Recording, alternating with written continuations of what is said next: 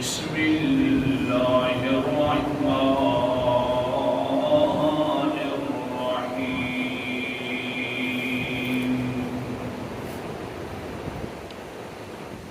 قال ابراہیم فإن اللہ یأتی بالشمس من المشرق فأت بها فبهت الذي كفر والله لا يهدي القوم الظالمين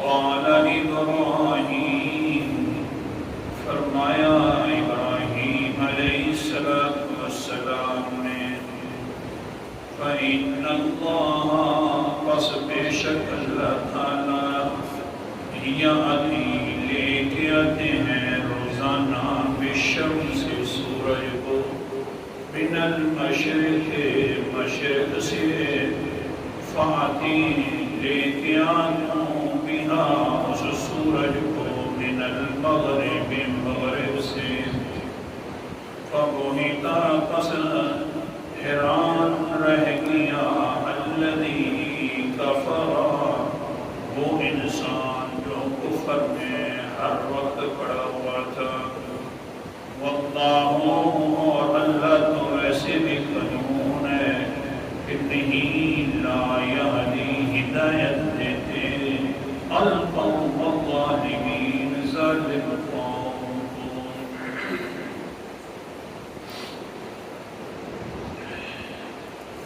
آیت الکرسی سے خلاصتاً روزانہ درس میں عرض کرتا ہوں کہ اللہ تعالیٰ نے تاکہ سبق یاد ہو جائے کہ اللہ تعالیٰ نے آیت الکرسی کے اندر 11 دلائل عقلیہ دیے. آیت الکرسی میں کتنے دلائل ہیں؟ سارے بولو سبق یاد کر رہے ہیں.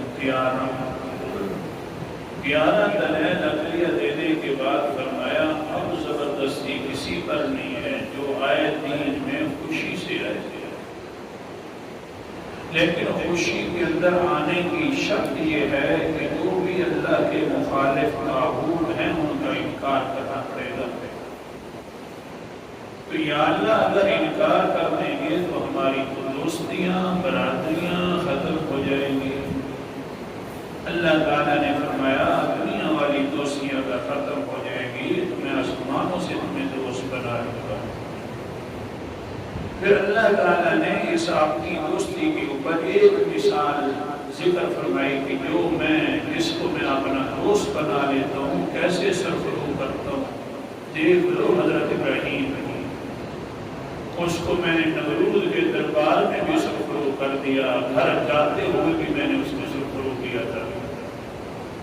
آج کا سبب ہے اللہ تعالیٰ کا دوست سرفرو ہوتا ہے ہر وقت. حدیث کی اعتبار سے ایک مثال دینی ہے. ایک مثال قرآن پاک کی آ گئی، دوسری مثال ہے آج کے سبق کی حدیث پاک کی، تاکہ سبق یاد ہو جائے کہ جو اللہ کا دوست ہوتا ہے وہ ہر وقت سرفرو ہوتا ہے. بخاری شریف کی حدیث ہے، لمبی حدیث ہے، بہت لمبی حدیث ہے. حضرت زبیر رضی اللہ تعالیٰ عنہ میدان جنگ میں جا رہے ہیں، اپنے بیٹے کو بلایا.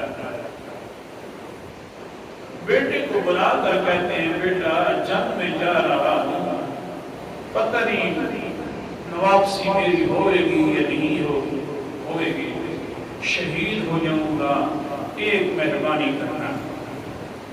اب مجھے کون سی مہربانی ہے؟ خیر ہے، جنگ میں جا رہے ہیں، اللہ تعالیٰ کی مرضی ہے جنگ کے اندر جانا. کوئی یہ ضروری نہیں ہوتا کہ شہید ہو جائے انسان، بلکہ شہادت والے فیصلے، موت والے فیصلے کون کرتا ہے؟ قرآن مقدس کا انداز. ہاں، جس پر موت آ جائے پھر ڈھیل نہیں ملتی، اسی وقت اللہ تعالیٰ کی طرف سے موت آتی ہے. سورت کا نام سورت المنافقون، 28واں پارہ. اعوذ باللہ من الشیطان الرجیم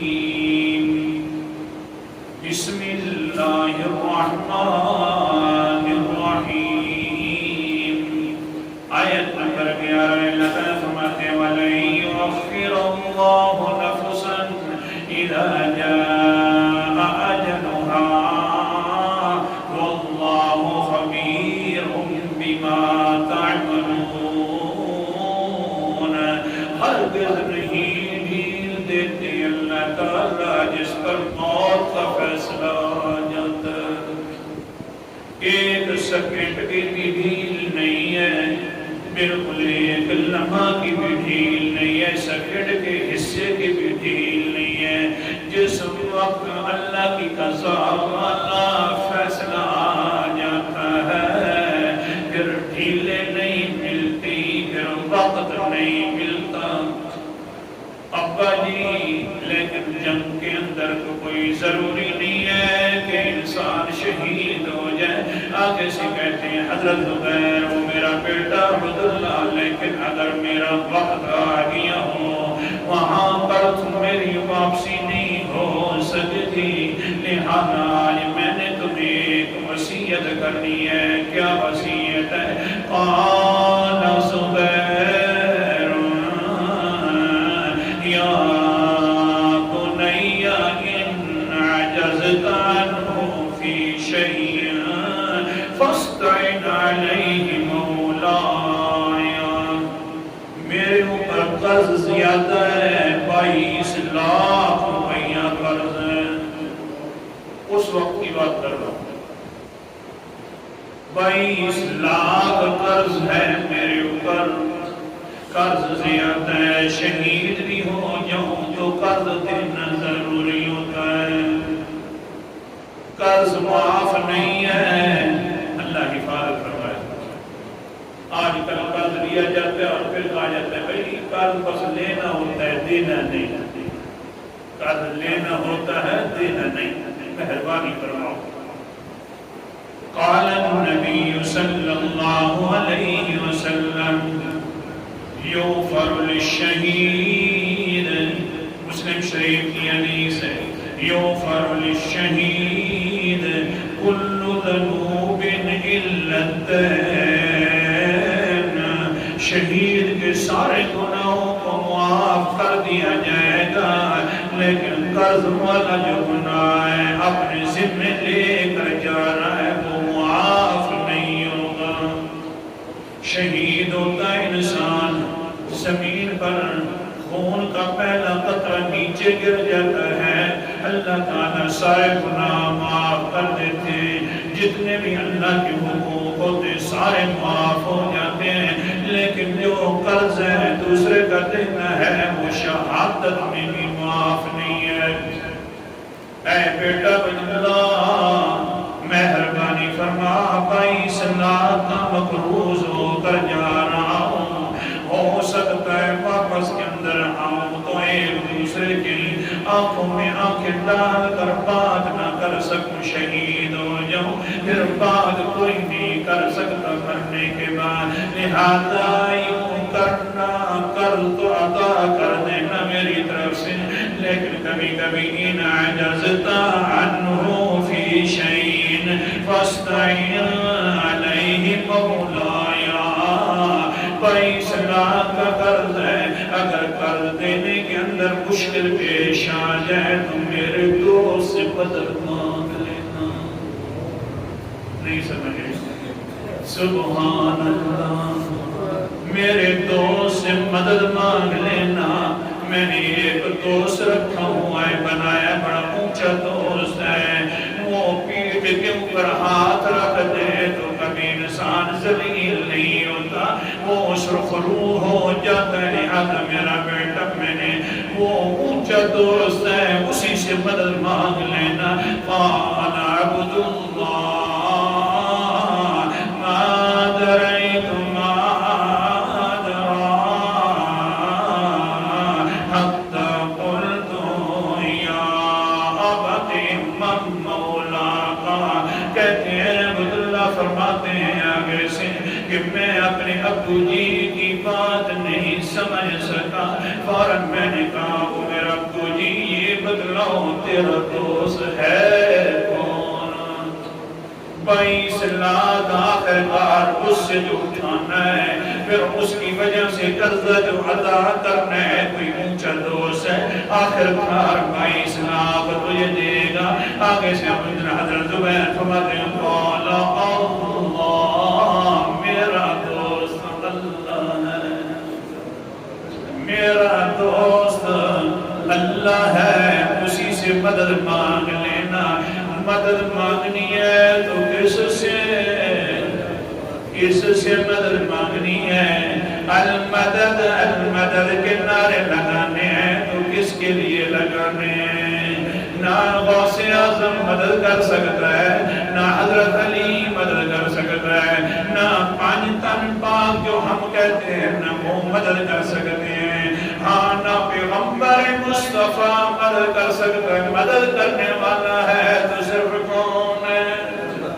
قرآن مقدس کا انداز سورت کا نام سورت آل عمران ہے، چوتھا پارہ ہے. اللہ تعالیٰ فرماتے ہیں وَمَا النَّصْرُ إِلَّا مِنْ عِنْدِ اللَّهِ الْعَزِيزِ الْحَكِيمِ. آیت نمبر 126 ہے. مدد ملتی ہے، امداد ملتی ہے تو صرف اللہ تعالیٰ کی طرف سے ملتی ہے. او بھولیو مدد وہی کرتا ہے نہ کہ العزیز جو سب سے اونچا اور الحکیم بڑی حکمت اللہ. اتنی بات بھی نہیں سمجھ آتی، سب سے اونچی ذات مدد کرتا ہے. اس لیے بیٹا میرا وہ دوست ہے، وہ میرا دوست ہے جس نے بھی اس کے ساتھ دوستی لگا لی ہے، اسی سے پھر مدد مانگنی چاہیے تو وہ ضرور مدد فرماتا ہے. حضرت عبداللہ کی آگے بات سنو، بخاری کی بات کر رہا ہوں میں، تیسرے ویسے کسی کو اوڑے نہیں سناتا. حضرت صاحب فرماتے ہیں، حضرت عبداللہ فرماتے ہیں ہوا کیا ہے؟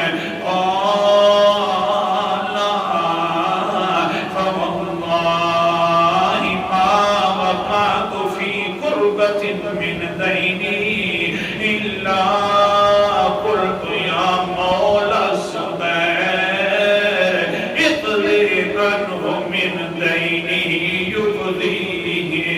کہتے مجھے اللہ پاک کی قسم ہے جب بھی مجھ سے کوئی قرض مانگنے والا آتا اور میں مصیبت میں پھنس جاتا قرض داروں کی تو کیا کرتا سبحان اللہ اگلے الفاظ سننا میں بس صرف یہی کہتا ہے زبیر کے دوستا اللہ کو عربی مزہ ہے یا مولا زبیر او زبیر کے دوستا ایک زیانہ من دینی اپنے دوست کا قرض ادا فرما دے مجھے اللہ پاک کی قسم یقضی وہ قرض ادا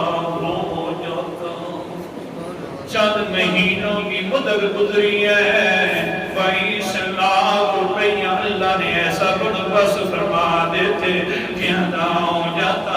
یہی تو قرآن مقدس بھی سمجھاتا ہے سبحان اللہ. سورت کا نام سورت انفال ہے، 9واں پارہ. یقین ہونا چاہیے بس اس بات پر کہ اللہ سے اب دوستی لگ گئی، اللہ ہر وقت سرخرو ضرور فرمائے گا. اللہ تعالیٰ فرماتے ہیں فَعَلَمُوا أَنَّ اللَّهَ مَوْلَاكُمْ نِعْمَ الْمَوْلَى وَنِعْمَ النَّصِيرُ. او لوگو فَعَلَمُوا یقین کر لو تم اس بات کا کہ بے شک اللہ تمہارا دوست بن گیا ہے ایمان لانے کے بعد. نعم المولا اللہ فرما رہے ہیں یقین کرو اس بات پر کہ اللہ تمہارا دوست بن گیا ہے. نعم المولا بہت اچھا دوست ہے، ونعم النصیر اور بہت اچھا مددگار ہے. آج کے سبق کا خلاصہ کیا نکلا؟ حدیث سے میں نے ایک مثال پیش کی. خلاصہ یہ ہے کہ جو انسان اللہ کا دوست بن جاتا ہے وہ دنیا کے اندر کبھی ذلیل نہیں ہوتا. اللہ ہر وقت سرخرو فرماتے رہتے ہیں. اللہ تعالی ہمیں بھی اچھے طریقے سے دوستی نبھانے کی توفیق عطا فرمائے. آخر دعوانا